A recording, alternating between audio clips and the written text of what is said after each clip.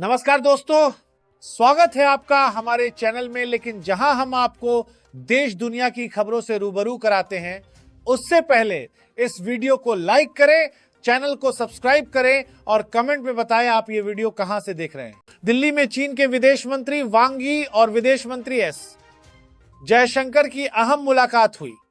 जयशंकर ने साफ कहा कि आतंकवाद के खिलाफ लड़ाई भारत की शीर्ष प्राथमिकता है और उम्मीद जताई कि यह चर्चा भारत चीन संबंधों को स्थिर, सहयोगात्मक और दूरदर्शी दिशा देगी।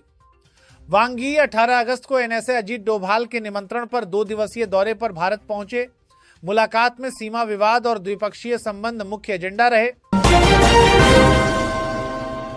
चांद पर एक नई जंग शुरू हो चुकी है।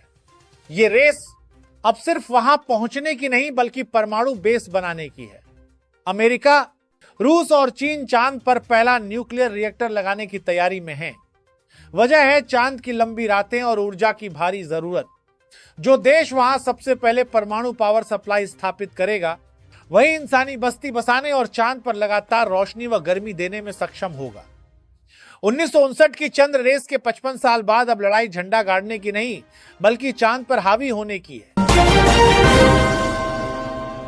रूसी राष्ट्रपति व्लादिमीर पुतिन ने प्रधानमंत्री नरेंद्र मोदी को फोन कर अलास्का में अमेरिकी राष्ट्रपति डोनाल्ड ट्रंप से हुई अपनी मुलाकात का पूरा ब्यौरा साझा किया। यह बातचीत यूक्रेन संघर्ष के संदर्भ में बेहद अहम मानी जा रही है। मोदी ने शांति और कूटनीतिक समाधान के लिए भारत के समर्थन को दोहराया। पुतिन का यह कॉल इसलिए भी खास है क्योंकि आज रात ही ट्रंप की वॉशिंगटन में यूक्रेनी राष्ट्रपति जेलेंस्की से मुलाकात होने वाली है। राजस्थान के उदयपुर में दिल दहला देने वाली घटना हुई है। घर के बाहर खेल रहे 5 साल के बच्चे पर 3 आवारा कुत्तों ने अचानक हमला कर दिया। कुत्तों ने उसे गिराकर घसीटा और नोच लिया। इस घटना का वीडियो भी सामने आया है जिसने लोगों को दहला दिया। मासूम गंभीर रूप से घायल हो गया, जिसके बाद उसे इलाज के लिए अस्पताल ले जाया गया। अलवर में सनसनीखेज वारदात सामने आई है। पुलिस ने एक नीले ड्रम से युवक का शव बरामद किया है। मामले की सबसे चौंकाने वाली बात यह है कि मृतक की पत्नी मौके से फरार है। हत्या को लेकर आशंका जताई जा रही है कि इसे बड़ी साजिश के तहत अंजाम दिया गया। इलाके में दहशत का माहौल है और पुलिस इस रहस्यमयी हत्या की गुत्थी सुलझाने में जुटी है। राजधानी दिल्ली के राजा गार्डन स्थित महाजन इलेक्ट्रॉनिक्स में सोमवार दोपहर भीषण आग लग गई। हादसे में 4 लोगों की मौत हो गई जबकि एक की हालत गंभीर बनी हुई है। शोरूम के अंदर धुआं और आग इतनी तेजी से फैली कि कई लोग बाहर नहीं निकल पाए। घटना के बाद पूरे इलाके में अफरा तफरी मच गई और दमकल की कई गाड़ियां मौके पर पहुंची। फिलहाल आग पर काबू पा लिया गया है, लेकिन हादसे ने सुरक्षा इंतजामों पर सवाल खड़े कर दिए हैं। उत्तर प्रदेश एसटीएफ ने 12 साल से फरार कुख्यात बदमाश हरीश को पकड़ लिया। हत्या, लूट, रंगदारी और जमीन कब्जाने जैसे संगीन मामलों में वांछित हरीश पर 2 लाख का इनाम घोषित था। 2012 से फरारी के दौरान उसने अपने गैंग के साथ सुपारी किलिंग का धंधा भी शुरू कर दिया था। पुलिस और एजेंसियां सालों से उसकी तलाश में थीं, लेकिन आखिरकार एसटीएफ ने उसे आटा बेचते समय दबोच लिया। यह गिरफ्तारी प्रदेश में कानून व्यवस्था की बड़ी सफलता मानी जा रही है। इंदौर के राजेंद्र नगर में दर्दनाक हादसा हुआ। बारिश से भीगी मिट्टी के कारण पानी के टैंक की 12 फीट ऊंची दीवार ढह गई, जिसके मलबे में दबकर 3 मजदूरों की मौत हो गई और एक गंभीर रूप से घायल है। शवों को पोस्टमार्टम के लिए भेजा गया है और पुलिस मामले की जांच में जुट गई है। उत्तर प्रदेश के जालौन में पारिवारिक विवाद ने मासूम जिंदगियां छीन ली। गुस्से में एक पिता ने अपनी 2 बेटियों को यमुना नदी में धक्का दे दिया और फिर खुद भी कूद गया। डूबती बेटियों की दर्दनाक पुकार ने लोगों का दिल दहला दिया। इस बीच बड़ी बेटी ने किसी तरह तैरकर अपनी जान बचाई और स्थानीय लोगों को घटना की जानकारी दी। पुलिस ने गोताखोरों की मदद से तलाश शुरू कर दी है। गुजरात के सूरत से सनसनीखेज वारदात सामने आई है। चोरों ने एक ऑफिस की तिजोरी काटकर 25 करोड़ के हीरे चुरा लिए। इतना ही नहीं, पहचान छुपाने के लिए आरोपी सीसीटीवी और डीवीआर भी साथ ले गए। घटना के बाद पुलिस, डीसीपी और एफएसएल की टीम मौके पर पहुंची और जांच शुरू कर दी है। हीरानगरी सूरत में इतनी बड़ी चोरी ने उद्योग जगत में खलबली मचा दी है। वोट चोरी विवाद ने सियासत में गर्मी बढ़ा दी है।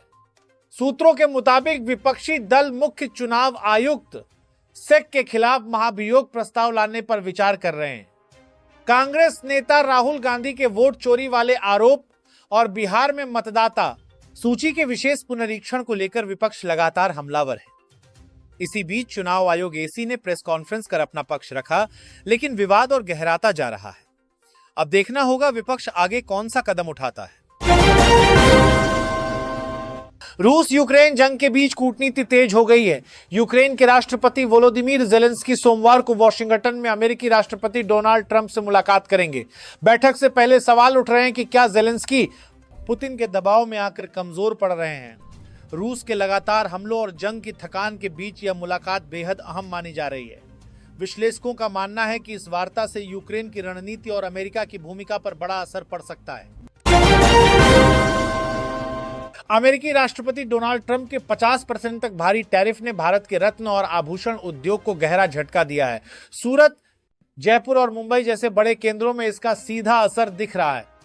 निर्यात महंगा होने से ऑर्डर कम हो रहे हैं और करीब 1.5 लाख नौकरियों पर संकट मंडरा रहा है।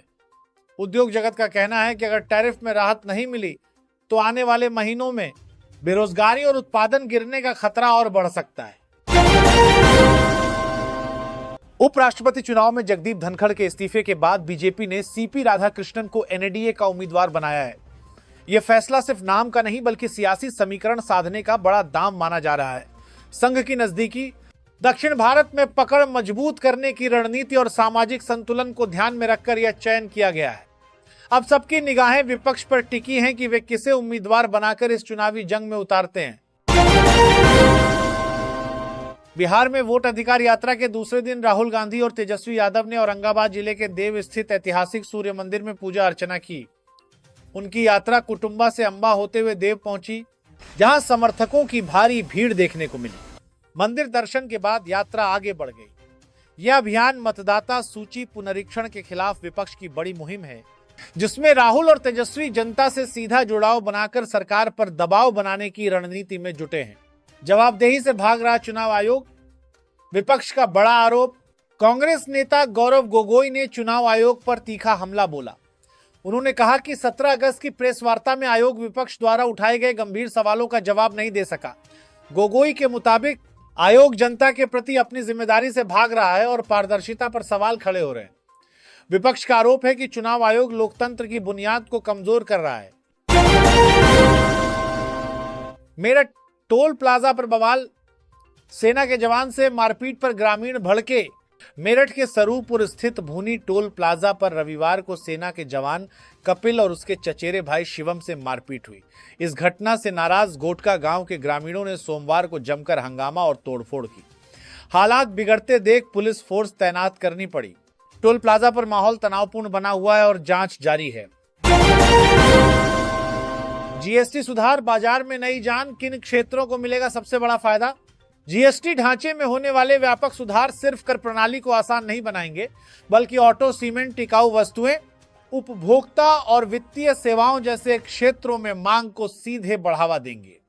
विशेषज्ञों का मानना है कि वित्त वर्ष 2026 की दूसरी छमाही से इन क्षेत्रों में कंपनियों की आय में बड़ा सुधार देखने को मिलेगा। यानी जीएसटी सुधार भारतीय से बातें कि वित्त वर्ष 2026 की अर्थव्यवस्था को नई रफ्तार देने में अहम साबित हो सकता है। यमुना में उफान, फरीदाबाद का बसंतपुर जलमग्न। फरीदाबाद के बसंतपुर में यमुना का जलस्तर बढ़ने से घरों में पानी घुस गया, जिससे लोगों की परेशानी बढ़ गई है। असली कारण नदी की तलहटी में चल रहे अवैध निर्माण हैं, जो पिछले 1.5 दशक से प्रशासनिक लापरवाही के चलते जारी हैं। यहां अवैध कॉलोनियां और प्लाटिंग की वजह से हर साल बाढ़ जैसी स्थिति बनती है। यमुना किनारे अन्य गांव भी इसी खतरे का सामना कर रहे हैं।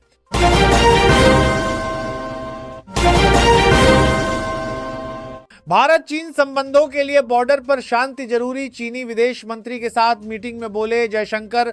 भारतीय विदेश की जरूरत है। जयशंकर ने अपने चीनी समकक्ष से कहा कि दोनों देश कठिन दौर से गुजर रहे हैं और उन्हें सहयोगात्मक नजरिए के साथ आगे बढ़ने लगा। मुकेश सहनी ने चुनाव आयोग को बताया, राजनीतिक पार्टी जेडीयू ने कहा तो इस्तीफा दें।